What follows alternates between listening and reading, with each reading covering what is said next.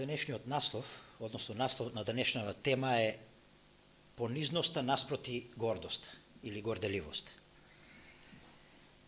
Најпрвен саботен благослов до сите вас, драги браќи и сестри и пријатели кои што сте денеска присутни сите заедно тука во Божиот дом. Ајде вака, кога би ве прашал, ќе ги земите овие гревови: крадење, прељуба, лажење, непочитување на родителите и гордост, кој грев е најтешко да се открие? Ајде уште еднаш. Крадење, прељуба, лажење, непочитување на родителите и гордоста. Што е најтешко да се открие? Зошто гордоста е најтешко да се открие? Не знам дали можете сега на некој од тука да му речете така, еве, во лице, ти си многу горделив човек. Не верувам дека тоа така лесно ќе го прими тој човек. Нели така? А ако на крадецот му кажете ти украде, па и ако знае дека украл, тогаш нема каде, нели? Така нели? Но кога ќе му кажете на гордиот човек ти си горд, тоа некако потешко оди. Не знам дали некој завршил пред црковниот одбор за тоа што бил горд. Има ли таков случај? Знаеме или не е тоа случај?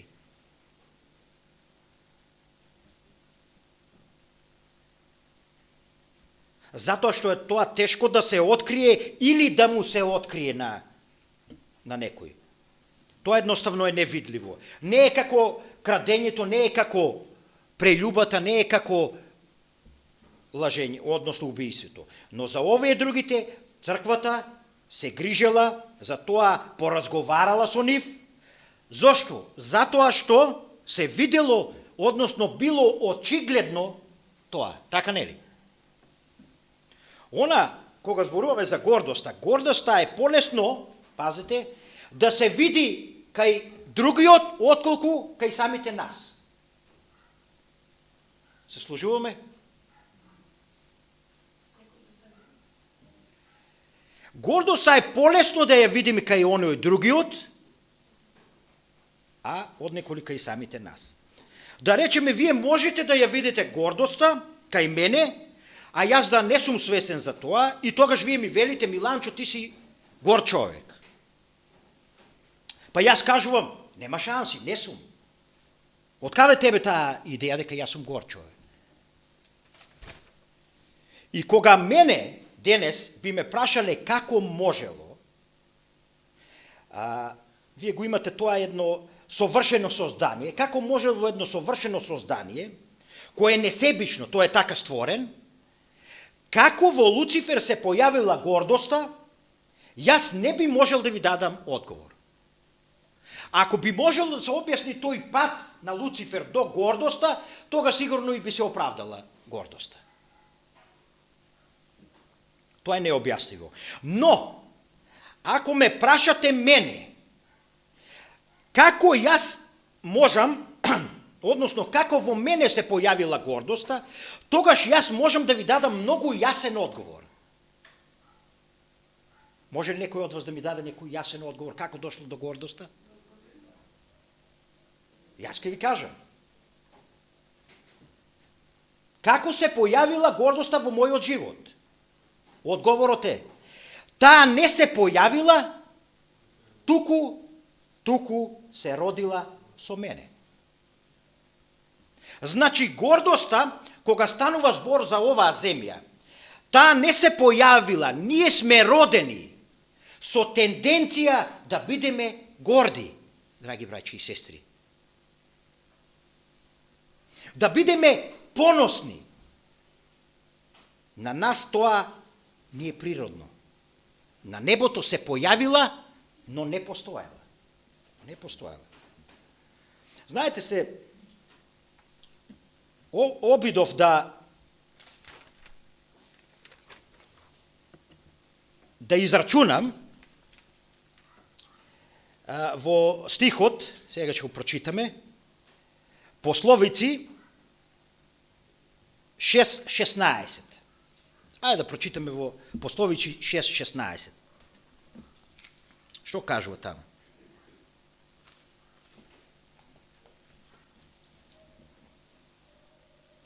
Шест нешта мрази Господ, а 7 се гнасни на неговата душа. Горделиви очи, лажлив јазик, раце што пролеваат невина крв, срце што замислува грешни мисли, нозе што итаат на зло, лажен сведок кој шири лага и човек кој сее раздори меѓу браќата. Познати стихови, нели? Што е тоа на прво место што го прочитавме тука? Гордоста, или овде пишува како? Горделиви очи. Што кажува? Дека Господ на тоа го мрази. Така нели? Со гордоста се почнало со неа. Еден мислител рекол, гордоста е комплетна состојба на умот против Бога. Тоа е голем грев кој води до сите гревови. До сите гревови. Затоа овде е почнато се со гордоста. И кога ќе го отвориме Светото писмо, вие знаете дека гордоста не е ништо ново на оваа земја. Така нели? Таа почнала многу поодамна, нели? На небото. Ајде да го прочитаме и овој стих. Овде станува збор за Луцифер. Што кажува стихот? Исаија 14 глава. Исаија 14 од 12 до 14 читаме. Како падна од небото деницо сине зорин? Како ли си симнат на земјата ти угнетувачу на народите? Зборуваше во своето срце, ке се искачам на небесата, над Божите звезди ке се издигнам престол за себе. На собирната гора ке престолувам на краен север. Ке се искачам во облачните вистини, ке биднам еднаков со Севишниот. Еднаков со Севишниот. Што се појавило кај Луцифер? Се појавило понос, гордоста. И ако земеме ова листа од 7 гревови, што читаме? Се почнало со гордоста. Значи овде кога ќе го земите Луцифер, он не почнал да краде, не почнал да убива, нели така? На небото. Значи почнал со гордоста, се појавило понос, гордост во неговото срце.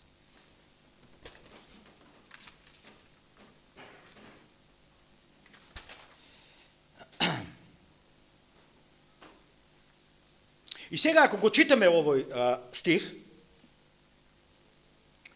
што го читавме стихот, се обидов да израчунам колку пати во овој стих се појавува јас. Се појавува 5 пати. Кажува, имате јас, јас, јас. И многу јасно, по оваа слика, можеме да дознаеме што е гордост. Што е гордост? Па тоа е кога го нагласувам своето јас. Или некој тоа го нарекол, јас многу го сакам тој термин и многу ми е интересен, јаологија или јасологија.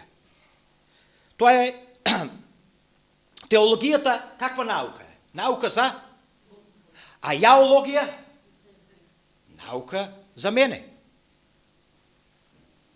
И јаологија, тоа е наука за мене и уствари јаологија владе на оваа земја.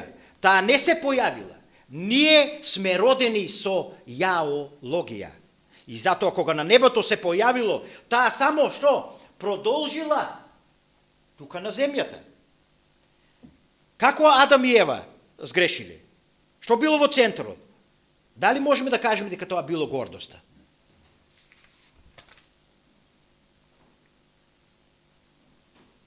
Што кажува? Како биле излечени тие? Односно искушени. Како биле искушени? Ке постанете како богови. И тогаш тие сакале што? Да постанат. Значи истата карактеристика која што постоела во Луцифер пред него ли да се створи земјата.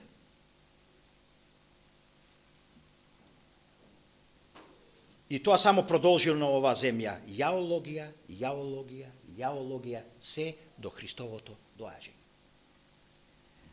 Сега една група ќе биде излечена. а една група на оваа земја никогаш нема да биде излекувана. А она што е значајно и сериозно за оваа тема е што гордоста веќе нема да влезе на небото. Целата збрка на небото пошла со гордоста на еден ангел и продолжила. Сведоци сме на тоа. Но Господ нема да дозволи веќе уште еднаш тоа да се случи. Затоа на нас ни е дадено на оваа земја да се решиме од јаологијата. И да се вратиме на теологијата и да се вратиме на славењето на Бога. Еден мислител кажал: гордоста е лага која тврди дека поредокот во универзумот е поразличен од она што изгледа. Како и секоја лага, таа нанесува штета со тоа што на луѓето им дава лажна слика за другите, за себе, за светот и за Бога. И потоа кажува: споредете го тоа со понизноста. Понизноста е да ја знаеш својата точна позиција. Да ја ставиш славата каде е местото, а да ја знаеш точно својата позиција, каде ти е тебе, мене или на сите, каде ни е местото. Понизноста е ускладување со стварноста. Не каква што мислиме ние, туку онаква какво што е на вистина. Гордоста е лага која тврди дека поредокот во универзумот, во свемирот, е поразличен од тоа што на вистина е. А каков е поредокот во свемирот? Каков е поредокот? Постои еден Бог, така нели? И постојат створенија. И сега некој со гордоста посакал што? Да се изедначи со Бога. Да постане Бог. И уствари ние кога се гордееме на оваа земја, ние сакаме да го нарушиме тој поредок кој што го створил Бог. Односно, не го знаеме своето место каде ни е. Дека нашето место е создание. Адам и Ева сакале да го расипат. Да бидат на местото на Бога. Да бидат како Бог и се расипало. И затоа денес ние имаме проблем со јаологијата. Има запишено еден настан кој се случил во Америка. 3 пациенти биле во болница. Имале синдром Месија. Имале синдром Месија. Се замислувале што? Дека се спасители. И тогаш докторот отишол и разговарал со едниот од пациентите. И го прашал: кој си ти? Кажува: јас сум Исус и дојдов на овој свет да ги спасам луѓето. Па кој ти го каже тоа? Па Бог ми го каже. И овој друго кажува: не, јас никош тоа не сум ти го рекол. Другиот пациент.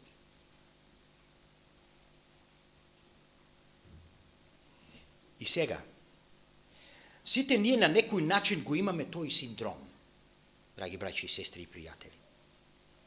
Помалку или повеќе на оваа земја. И Бог ни дава Библија, Бог ни дава Свети Дух, за да се излечиме од тоа. Да се роди оваа понизност и да го направиме тој вистински поредок во свемирот каков што Бог го створил. Гордоста е цела, драги пријатели. Гордоста е комплетна.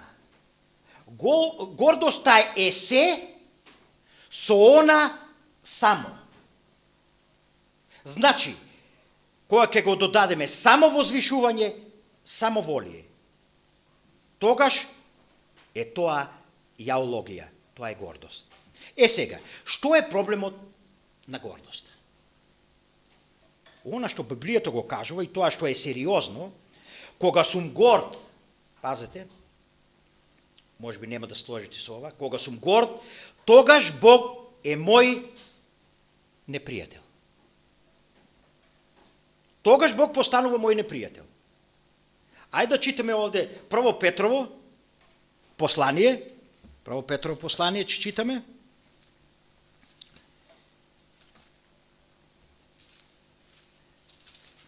3 глава, 5 стих. Така и вие, помладите, покорувајте им си на старешините, а сите еден кон друг препашете се со смиреност, зашто Бог им се противи на горделивите и на понизните и им дава благодат. Во српскиот превод е малку подобро ова смирените. Еве што кажува.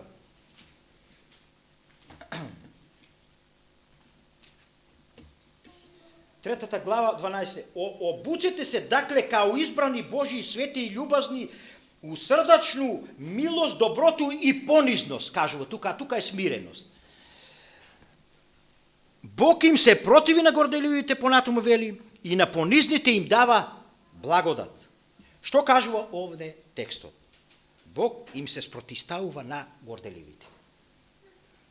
Зарем тоа не е некое непријателство? Што мислите? Настанува некој вид непријателство тука. Значи Бог има проблем и што мора да се спротивстави. Не само што не ја сака Бог, туку Бог и војува против гордоста на оваа земја. И тогаш јас кажувам, ако гордоста е во мене, ако Бог не ја победил гордоста во мене, тогаш Бог станува мој непријател.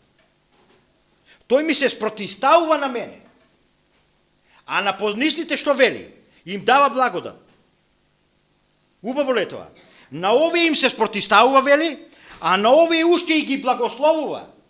Кажува, дај им благодат. Дај им благодат. Кога зборуваме за понизноста, тоа е спротивност на гордоста. Колосјаните, 3 глава, 12 стих, еве што пишува. Колосјаните, 3 глава, 12 стих. И така, облечете се како Божии избраници, свети и возлюбени во милосредно срце, благост, смиреност, кротост и трпеливост. Што кажува? Облечете се во понизност во српскиот превод, вели, за да добиете што? Благодат. И да не мора да ви се спротиставува. Тоа сака да го каже. Знаете ли, ако ги земиме глувонемите луѓе, ти имат своји знакови, јазикот им е во знакови. Ако го земеме обичниот збор за понизност, во знакови, ако го направиме, тој гласи понизност, кога сакат они да објаснат, тоа е, вака покажуваат и вака, понизност. Но мене ми е многу интересно кога ќе се земе, кога ќе го земете библискиот концепт на понизност, кога тие го објаснува тоа. Тргнува раката, значи, вака, од озгора, тргнува раката и вака. Тоа е знак на библиски концепт на понизност кај нив. Значи, вака и вака. Значи, што е понизен човек? Што е понизен? Он се става под управата Божја. Тој прифаќа дека е створение, а дека Бог е створител. И затоа Петар ќе каже, понизете се пред силната Божја рака, па тој ќе ве возвиси кога ќе дојде време. Значи не доаѓа тоа од мене, туку од Бога. Понизноста. Еден мислител рекол, ние ја сакаме понизноста кај другите, а гордоста во самите нас. Ова мене многу ми е интересна карактеристика, ние многу сакаме да видиме понизност кај другите. Така не ли? А ја сакаме гордоста во самите нас. И ова е специфичен греф, ако малку подлабоко. Не е случај со другите греови ова. Сакаме да ја видиме понизноста кај другите. Што човекот е поголем, тоа повеќе ние му си восхитуваме на неговата понизност. Ајде еден пример, пред ден-два ова го извадив и ми одговараше на темата. Кажува една жена од Скопје, која толку копнела да се запознае со Здравко Чолич. И во еден момент, кога е во најголемата слава, он доаѓа и се запознава со нас. И еве таа што изјавува. Тогаш видов дека и покрај тоа, што беше и се уште е најголема звезда на овие простори, тој е толку едноставен, срдечен, непосреден, приземен човек. После неколку минути разговор почувствував како одсекогаш да сме се познавале. Кажува, тој е толку приземен, толку понизен човек.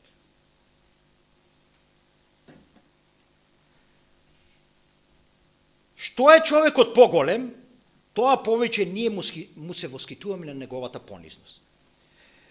Имате да кажете спортисти, кои што постигнале големи резултати, имаат пехари, медали, прваци, рекордери, познати личности, и слушате интервју, и секогаш ние понекогаш се воскитуваме на тоа и велиме, леле, толку понизен човек, толку големи пари има. А спрема тоа што го постигнал и парите, тој може да биде горделив човек, горд на сето тоа што го, а тој е толку понизен. А толку посигнал. Би можел да биде горделив. Ние се восхитуваме на понизноста кога ја гледаме кај другите, а ја сакаме гордоста кај нас. Или пак можеме да речеме, ја сакаме гордоста кај нас, пазете, но ја мразиме кај другите.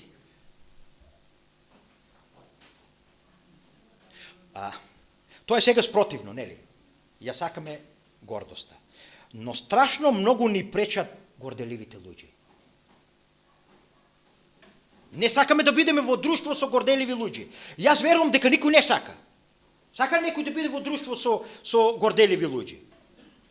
Знаете, кога сте во друштво и тие постојано ја слушате она јаологија, нели така? И во разговорот, знаете, јас и така може би 1 час ти зборува, нели? И што ќе кажете? Го сакате ли тоа? Го сакате ли? Никој не го сака тоа. 1 час некој да ви зборува само јас да прави. Сакаме понизни луѓе, драги браќи и сестри. А не сакаме горделиви. Ќе ве замолам ме да концентрирате малку, ај. Значи, не сакаме да бидеме во друштво на горделиви луѓе. Сакаме понизни, а не горделиви. И ја сакаме гордоста во нас. Многу интересно колку можеме да бидеме во заблуда по ова прашање со горделивоста. Мартин Лутер кажал една реченица. Вистинската понизност никогаш не знае дека е понизна. Го разбираме ли ова? Вистинската понизност не знае никогаш дека е понизна. Затоа што ако би знаела, што? Би била горделива. Така не ли? Во кој момент, драги брати и сестро, помислиш колку си понизен, ти веќе си станал горделив. Ти си свесен, значи, за твојата понизност. Некој бил горд на својата понизност. Некој бил горд на својата понизност. Дали е тоа вистинска понизност? И јас морам да кажам, кога размислуваме за понизноста, тоа е една голема заблуда. Знаете, кога некој ќе те пофали, еве, јас на крајот,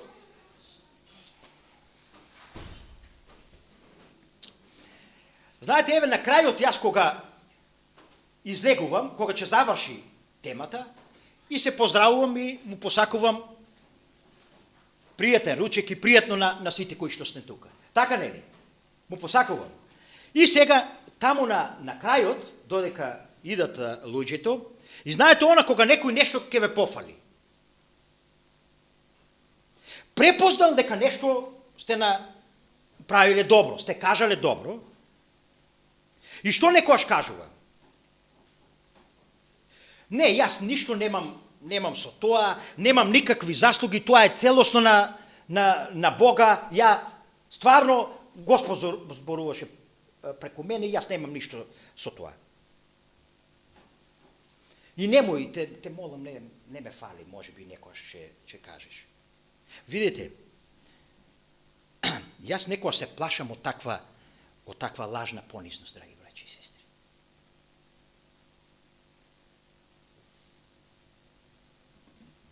А може да се сретне таква лажна понизност. И знаете, кога некој ќе влезе во црквата, и оној, знаете, онака целиот свиткан, скрашен, и уствари, што се крие позади тоа? Што се крие позади тоа? Постои ли таа некојаш лажна понизност? Како што рекол Аугустин, лажната понизност е голема гордост. И тогаш јас можам да бидам горделив, мислејќи дека сум понизен, понизен од другите, па уште и така се представувам.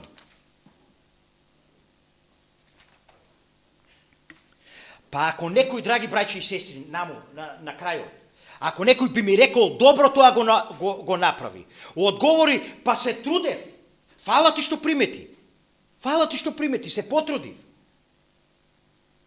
Дали е тоа гордост? Па не е гордост, драги браќи и сестри. Тој го приметил тоа во вас, не вие самите не се истекнувате. Зошто да не кажеш фала? Зошто? Толку сме понизни во тој момент. А длабоко во срцето ние сме горди. Надвор клечиме, а цврсто стоиме гордо внатре во нас. Постои ли некоја таква лажна понизност? Мислам дека би требало да размислиме околу тоа. Еден мислител, Вилијам Сулејман, рекол во својата книга: вистинската понизност не произлегува од чувството на нашата жалосна сродност со прашината, која не ни е достојна, туку од сознанието за нашата ужасна близина со величественоста на која ние не сме достојни. Значи, да објасниме, не сум јас понизен затоа што сум свесен дека сум прашина, дека сум ништо. Не сум јас заради тоа понизен, туку кога се раѓа понизноста? Кога? Кога сум во близина на величеството Божие, тога се раѓа понизноста. А не од самиот факт дека јас сум ништо. Не. А кога јас кажувам, јас ништо не вредам, јас сум прашина и сум понизен, тоа е лажна понизност. Значи, понизноста произлегува од каде? Од близината со Бога. А не од моето искажување дека сум понизен. Независно дали со зборови или со мој говор на телото. Јас можам да бидам понизен само во Божие присуство. Само ако јас познавам величественоста на карактерот Божи. И тогаш кажувам, јас сум Божие дете. Далеко од тоа не сакам да се фалам, а со сето ова останато треба да бидеме внимателни. Јас овде додадов некои библиски примери каде малку можеме, например, да установиме каде е проблемот со гордоста, кога станува збор за горделивоста и за гордите луѓе.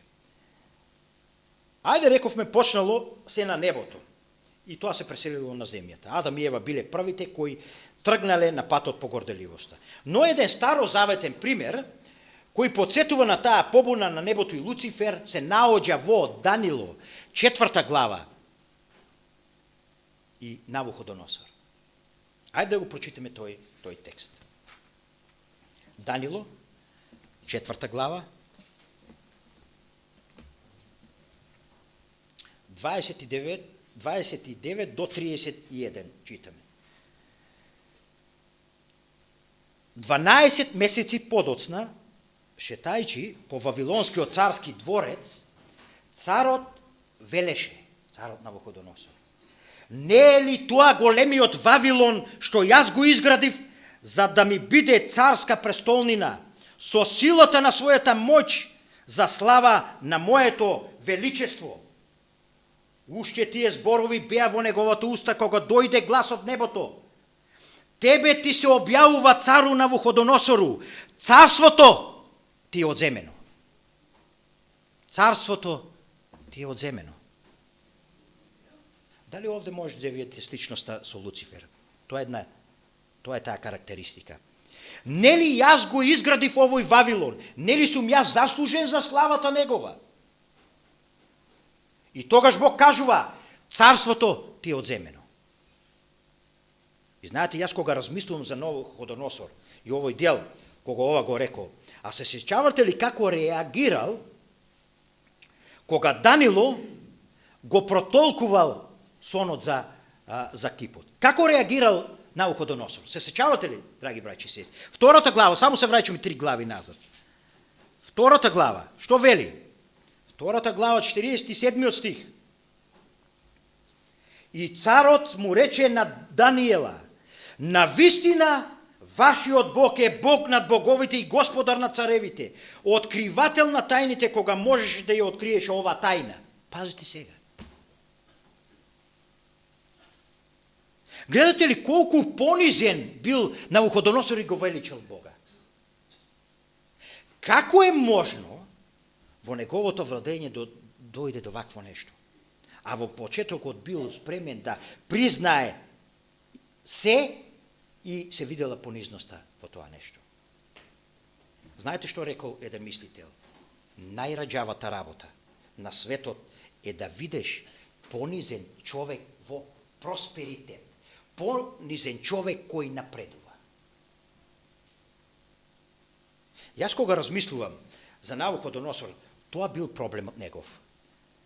На почетокот да, но некако со времето се изградил оној Вавилон, па славата била поголема негова и на градот, па кој е заслужен за тоа? Кој е заслужен за тоа? Па заслужен сум јас, мисли Навуходоносор.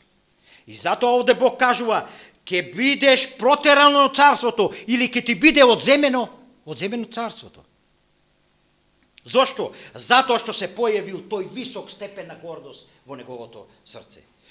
И она што го рековме, Бог се спротиставува на горделивите. Сега Бог му се спротиставува и на Навуходоносор. Тоа е карактеристиката на горделивоста. И вие знаете дека тој Навуходоносор живеел како? 7 години, како што? Како животно. 7 години. И после 7 години кажува дека умот му се вратил, а целосно бил полуден, луд. Умот му се вратил и тогаш он кажува ова реченица. Тоа е крајот на 4 глава, 37 стих. 37 стих, што кажува? Сега јас, Навуходоносор, го фалам, го возвишувам и го славам небесниот цар, чии сите дела се вистина, сите патишта правда, и кој може да ги понижи оние кои одат во гордост. Каква трансформација? Добар, лош, па пак добар, односно понизен. Што кажува? Јас го славам небесниот Бог, кој може, многу битно, да ги понижи свесен. Да ги понижи оние горделивите, односно свесен е за тоа кој е спремен и кој има сила, јас горделивиот да ме понижи. Ме понижи. И ми го кажа каде е моето место. Каде е моето место? Тогаш он сватил што уствари направил. Многу интересно, нашиот Бог не им се спротиставува само, односно не ни се спротиставува само на нас, верниците, кои што се горделиви. Туку тоа го прави со кој? И со паганските цареви. И нив сака да ги излечи од гордоста. Многу интересно, колку Бог сака сите да бидат спасени, драги браќи и сестри.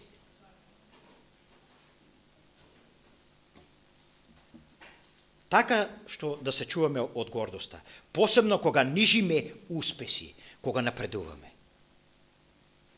Значи, лесно е кога имам неуспеси. Па останувам приземје, не ли така? И наведнеш рамената и се грчиш. Но кога ќе тргне нагоре, да оди, да се молиме тогаш, да останеме понизни. Најраđавото нешто е да видиш понизен човек во просперитет. Кога ќе отидеме во Новиот Завет, би можеле да издвоиме повеќе случаеви. Јас би изволил неколку кои на мене ми се поинтересни. Затоа што се однесуваат на неевреите. На неевреите. Да кажеме, кога ќе го земете центурионот или оној стотник. Вие знаете, оној центурион имал болен слуга. И кога Исус тргнал на кај неговата куќа да го излечи, слугата се сеќавате ли што рекол центурионот? Или оној стотник? Што рекол? Кажува, пази, не сум достоен да влезеш под мојот покрив. Исусе, не сум достоен да влезеш под мојот кров. И јас размислувам сега. Еден центурион, кој бил римски капетан. Толку он го цени Исуса. Пазете. Веројатно во неговиот дом имало и паганштина. Пазете.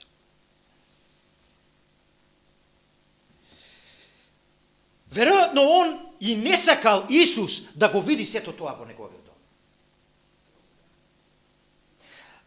Драги Исусе, јас мојата куќа не ја средив за тебе. Јас не сум достоен ти да влезеш и да го видиш сето тоа. Не е спремна мојата куќа. И самиот јас за такво нешто. Ја гледате ли таа негова понизност? А од друга страна, имате фарисеи, свештеници, без никакви проблеми. Немаат понизност, висок степен на охолост и гордост. И знаете, уште нешто има во Новиот Завет. Сирофеничанката. Знаеме, ако се присетим на таа. Доста интересна жена. Не била еврејка. Но кога зборуваме за понизноста, вие знаете дека таа имала черка, што? Која била болна, нели така?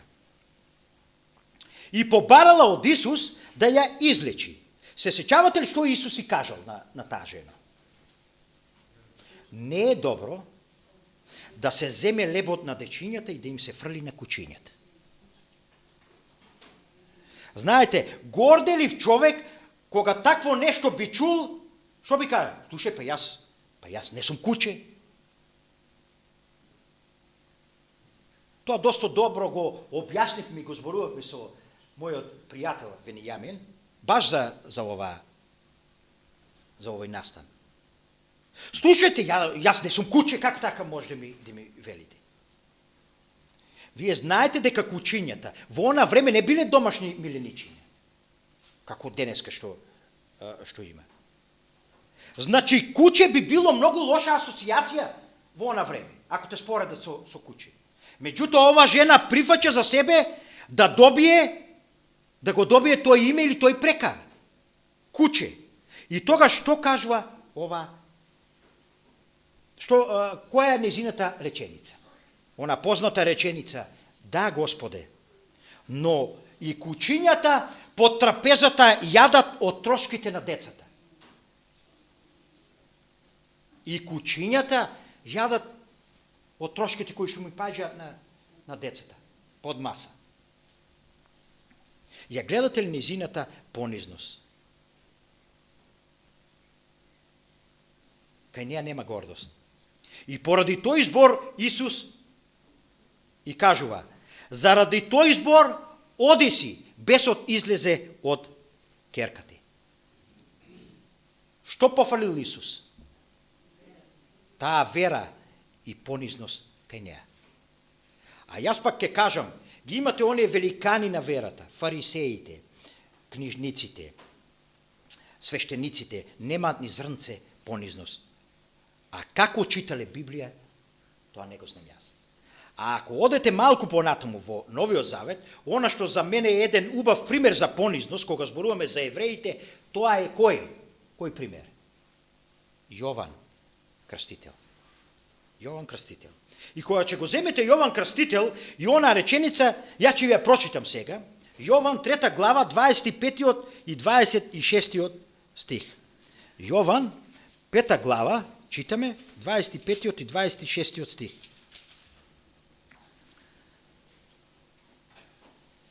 Вистина ви велам, дека доаѓа час и веќе е тука кога мртвите ќе го чујат гласот на Божиот Син и кои ќе го чујат ќе живеат.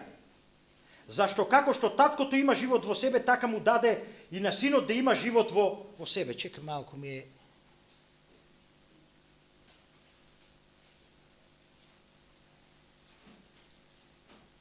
Добро, не е битно. Во тој стих станува збор за Исус и за неговата служба. Кога учениците, и сега што, Јован имал голема мисија. Што правил тој? Многумина крштевал, така нели? И сега му велат учениците на Јован, кои што ги крштевал, што биле со него. Не доаѓа никој кај тебе веќе. Сите одат каде? Кај него, кај Исус. Како ќе реагира сега Јован на сета ова ситуација? Иделе, он крштевал мноштво на луѓе и одеднаш прекинуваат кај него да се крстат, одат кај Исуса сега, на другата страна, се крстат. Тој кажал оваа реченица. Сега тоа е реченица на понизност. 30 стих. Тој треба да расте, а јас да се смалувам. Како е можно еден ваков смртен човек да излезе вакво нешто, ваков збор? Без никакви проблеми. Затоа што бил променет. Бог ја победил гордоста во неговиот живот. Исус требало да расте, а јас да бидам се помал. И знаете сега кога размислуваме за Јован и Навуходоносор. Он добро го знаел неговото потекло, Јован. Добро го знаел неговото потекло. Он е роден на чудесен начин. И тоа го знаел. Он знаел дека неговиот татко не верувал дека ќе добие син. Го изгубил гласот и не можел да зборува заради тоа.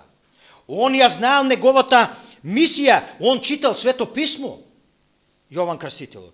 Он ја знаел својата мисија, нема поголем роден од жена од Јован Крстител.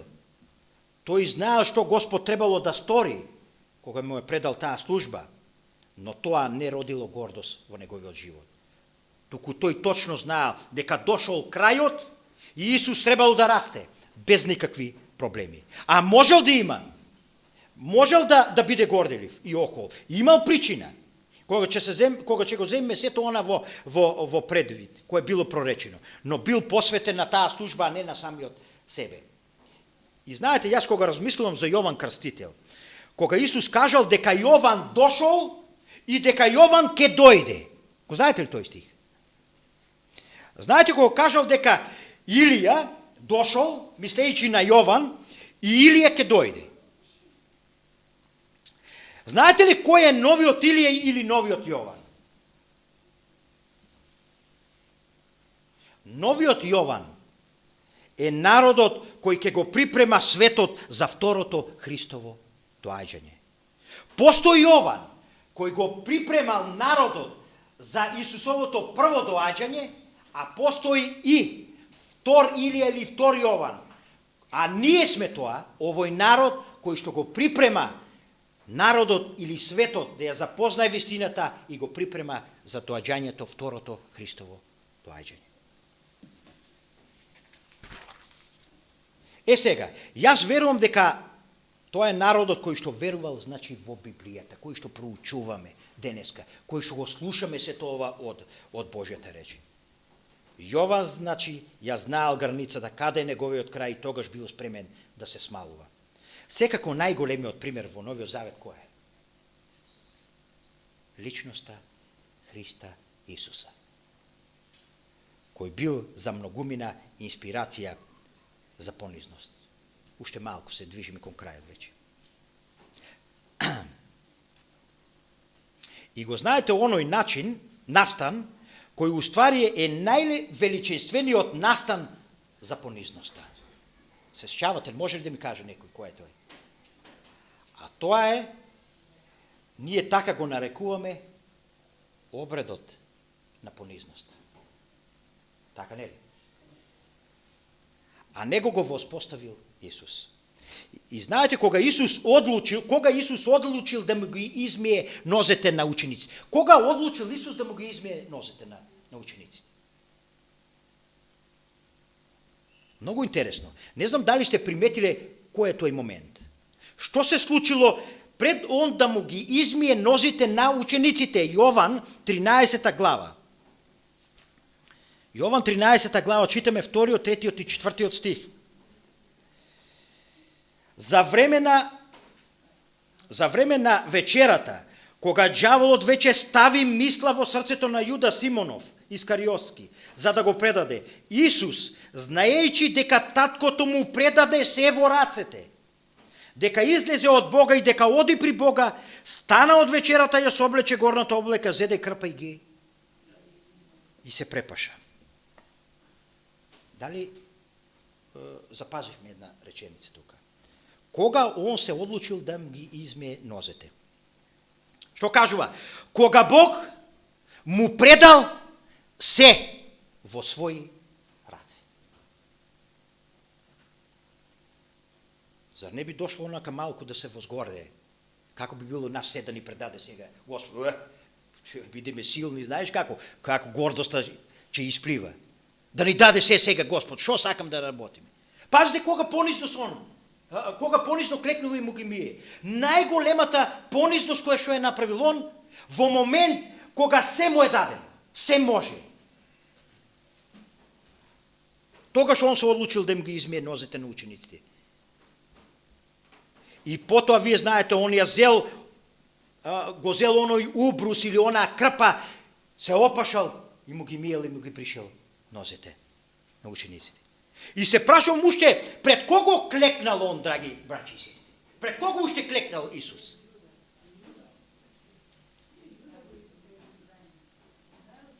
И не му бил спремен да му ги испере нозете. И уствари, тоа ја покажува неговата понизност и затоа ние тоа го нарекуваме обредот на понизноста. И она што ова ме подсетува, Копнеш на векови 650 страна, кажува, Христос овде го воспоставил, ја воспоставил ова верска служба. И ова неговите ученици, што сака да каже Елен Вајд, треба секогаш да го почитуваат, за секогаш да би можеле да ги имаат на ум неговите поуки за понизност во службата. Зошто он ја воспоставил оваа церемонија? Не сега за ние, ајде да учествуваме во нешто, да правиме нешто. Не. Туку секогаш да ја имаме пред своите очи поуката за понизноста. Што е понизност? Зошто е таа важна? И што Господ бил спремен да направи кога се добил во своји раце? Е сега, ајде овака. При крај. Кога размислуваме, еве, секој за себе, нема да даваме одговори сега, тука јавно од ова место, кои се обележијата на понизноста, на понизната личност. Ајде да се обидеме самите да се тестираме. Дали ги имаме овие обележија? Многу едноставни. Прво, дали си благодарен на Бога? Дали во својот живот ја практикуваш благодарност? Дали твојот фокус е на добрата кои што ги добиваме од Бога? Или си склон да заборавиш?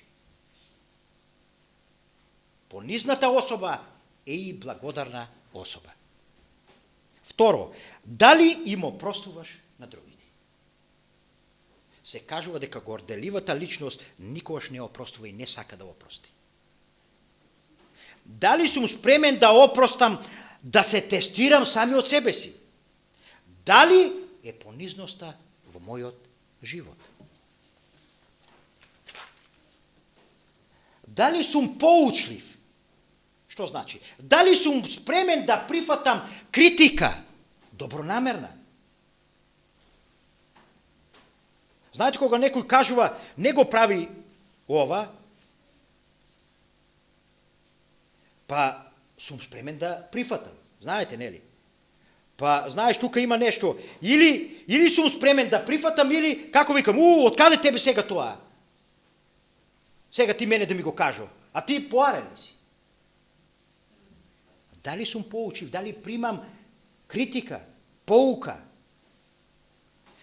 Четврто, дали има срце на слуга?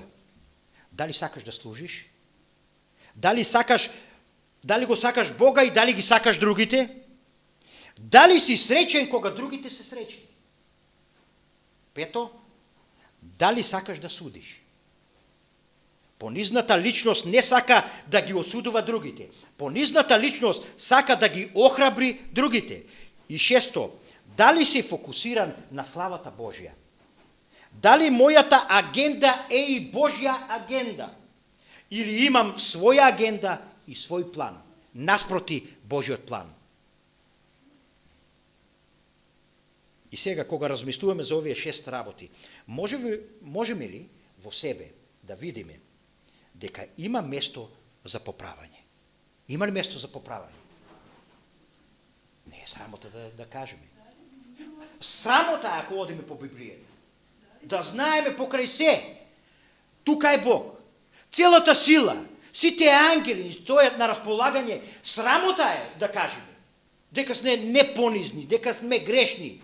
Нема збор за оправдување. Нема збор за оправдување. Затоа што он кажал, ако ми дозволите да живеам мој живот во вас, тогаш вие ќе бидете мои деца. И ќе можеме ли да грешиме ако он живее негов живот во нас?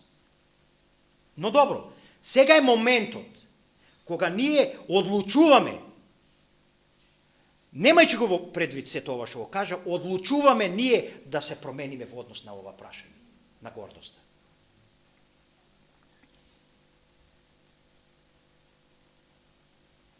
Добро е да се чита Библијата. Добро е да се размислува за нашиот пример за понизност од Исуса Христа. И затоа Исус ни кажува, мене и тебе ова утро, дојдете при мене сите кои сте уморни и обременети и натоварени, и јас ќе ве одморам. А со што можеме сега да бидеме натоварени од овие 6 работи? Да размислиме. Кажува, земете го јарен мој на себе и научете се од мене, зашто јас сум понизен и смирен во срцето свое, и ќе најдете спокој за своите души. А некојаш ние сме оптеретени, уморни од нашата гордост, а Исус кажува, научете се од мене. Симнете го тој товар што го носите. Учете од мене зашто јас сум понизен. Јас сум понизен и кај мене нема гордост. А да се биде понизен значи да се биде како Христос. И понизност е да се знае нашето место како созданија и да се вратиме на почетокот. И да го знаеме тој поредок дека Бог е секогаш над нас. Сакам за крај да споделам со вас една анегдота кратка. Не знам дали е точна или не е точна. Ова се случува во градот Бон, во Германија. Таму се наоѓа музејот на Бетовен. И се кажува во една прилика еден млад пијанист дошол во тој музеј, бидејќи сакал да отиде и да види што има таму. И тогаш го видел тој Бетовенов клавир и онака бил воодушевен. И тогаш го видел тој човек кој што бил задолжен таму, во музејот, кој што работел таму, дали го прашал дали може да освири нешто на Бетовеновиот клавир. И овој човек што работел во музејот му кажал па може, отсвири. И тогаш тој седнал на клавирот и отсвирил еден сегмент, еден дел од Бетовенова композиција. И бил многу среќен што можел да освири на неговиот клавир. Па потоа му рекол на службеникот, веројатно многу великани кои доаѓаат на ова место исто сакаат да освират на овој клавир. И свират, се разбира, на овој клавир.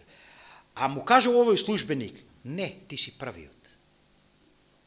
Никој досега не побарал да освири. И кажува, неодамна бил Пандрерски и ние му понудивме да отсвири нешто. Врвен музичар. Значи бил пред него да го посети тоа. И ние му понудивме, кажува овој службеник, да отсвири на клавирот на Бетовен. А он одговори, јас сум недостоен да свирам на клавирот на толку големиот мајстор. Јас сум недостоен да свирам на клавирот на толку големиот мајстор. Јас мислам дека овој млад пијаниста никогаш не ја заборавил ова поука за понизноста спрема некој. А Бог е нашиот голем мајстор. И ајде да научиме од него. Што значи да се биде понизен, драги брати и сестро? Што значи понизноста? Ајде да се молиме да нема гордост. А тогаш како понизни да можеме да влеземе во неговото царство на вечноста. Амин.